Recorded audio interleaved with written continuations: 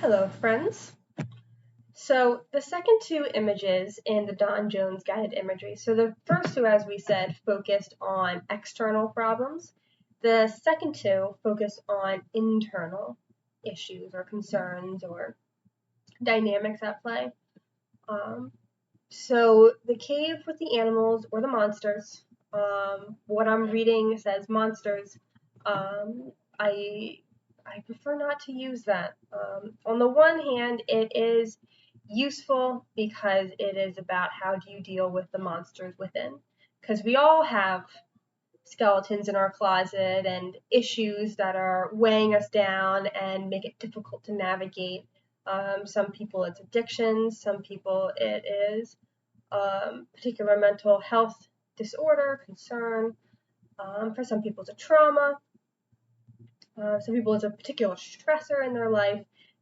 Some people are really insightful and they want to know what's going on inside. Some people want immediate results and they don't want to take the time to figure out what's inside.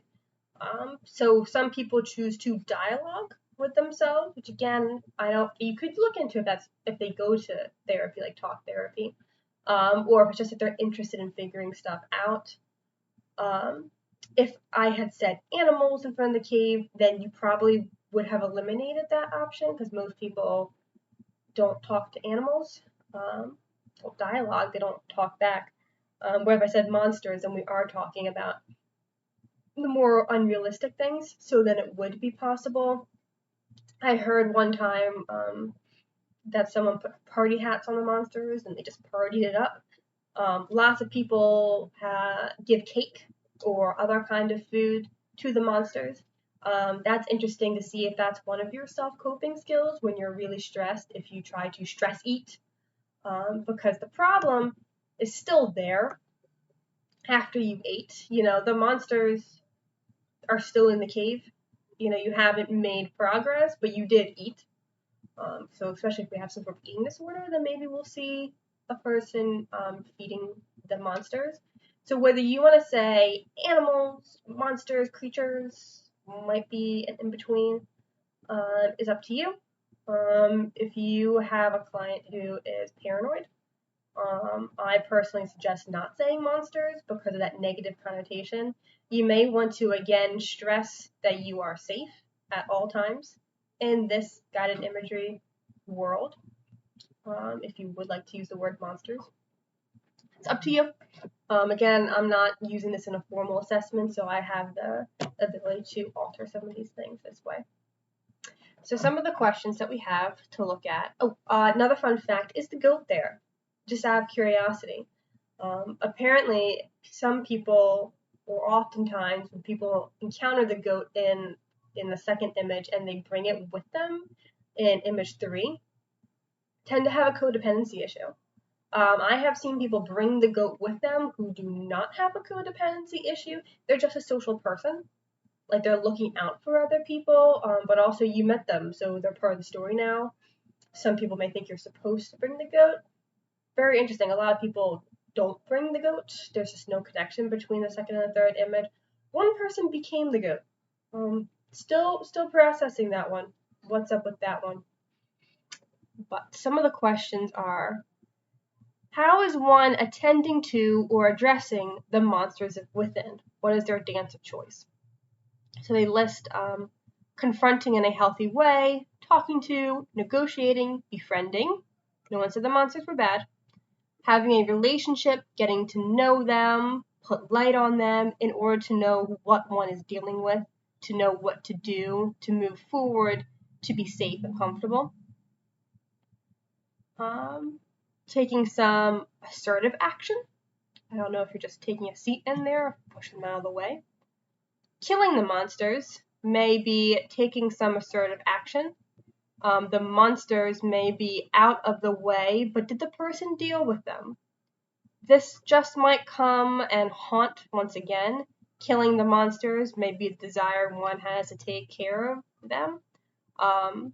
Someone I did this with, I think they killed the monsters. And then in part 4, I said, I did the original phrasing, which is you are now in the cave.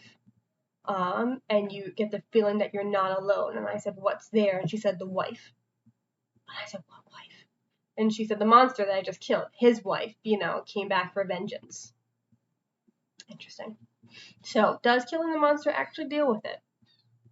We have distraction, putting up a smoke screen, avoiding a confrontation, sneaking in the back way, hiding, not wanting to face, fearing the confrontation.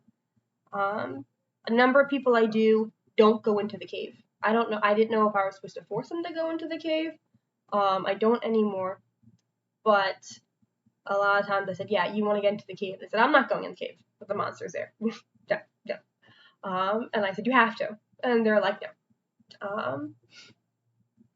The friend who brought in the park ranger, she tried finding a log cabin and going there instead.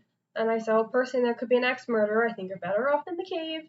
And she pulled a tent out of her backpack and she put up a tent. She pitched a tent.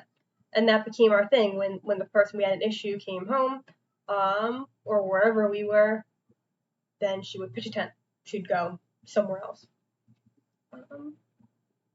And then the fourth one, I say, okay, you're now in the cave and you've lit a fire. And they're like, great. So every choice I just made is disregarded. That's one of the reasons that I change it to being just down the path. Feeding the monsters to satiate their hunger, having a false sense of comfort. What they are eating you up. Throwing one's whole backpack at them, giving all of oneself to the monsters within. Avoiding by moving away from the cave altogether, or being satisfied to distance oneself if from the monsters, set up camp elsewhere. Who was to say they won't visit you there? So again, you haven't dealt with the monsters, you've very much avoided them. Turning around and going back from where you came from, going back to the familiar, making do, escaping. Cautiously observing before getting involved, before participating. I did that, but it's interesting. For my river, I just impulsively walked right into the water. But for this one, I thought about my dog, who was very much abused, and I didn't want to scare it by getting too close to it. So I was slowly inching forward, letting it get used to me, just moving in increments until I got in the cave with them. I didn't kick them out. I just sort of coexisted with them. I think some of the things I've heard in my life that, might be hurtful, I don't believe them, but I can't get rid of them. I just sort of coexist with them. They are in the same space as me. If I don't believe it, it's still there. Denying that the monsters exist or pretending they are not there is the person giving the impression that everything is okay and it isn't. Okay, so now that list is over, back to the questions. Is the person having others do for them, totally relying on medication, does not do assignments, feel they're entitled? Does the art image reflect the person's attitude, like I'm expecting the outside world to fix me, or I'm going to participate? How close does a person get to the monsters? Is there contact? That's interesting. Again, some people don't get into the cave. Some people party it up. Some people shoot it without ever getting close to it. How close does a person get? Looking at picture 2, the interpersonal relationship, and picture 3, the inner psyche, the monsters within, is the person treating self the way he or she, they, are treating others? Is what you did in the picture reflective of how you are attending to or addressing the monsters within at this time? Did it work for you? Was it an effective way to do it? Did you see yourself getting into the cave to reach a goal? Were you still concerned about the monsters once in the cave? A false sense of security. What motivated the person to get into the cave? I think one of the big motivations, because I told you to get into the cave. It's cold, it's raining, you need shelter. The goal is to get into the cave. That's why most people go into the cave. But you can ask them. You can definitely ask them. What was the sequence of events that led the person to do what they did? Was there more than one option available to the person? Was what they did, was what they put down on paper the first option that they thought of doing? What changed their mind? Did the person use something out of the backpack, their personal resources? Is the person in the image? They could be drawing it through their own eyes as it happened, or they could be seeing themselves doing it as if watching from the bird's eye view. As I said, someone became the goat. They said the goat is part of the monster's natural habitat, and so they would be wary of an outside person, but they would be more accepting of a goat, and the goat would just walk right into the cave and take a nap. I thought maybe that's part of changing your personality to fit in with whatever population you're doing with, kind of chameleon-like. Does it happen in real life when faced with inner struggle? Do you avoid, run away, face, and confront? Give an example in your life of that.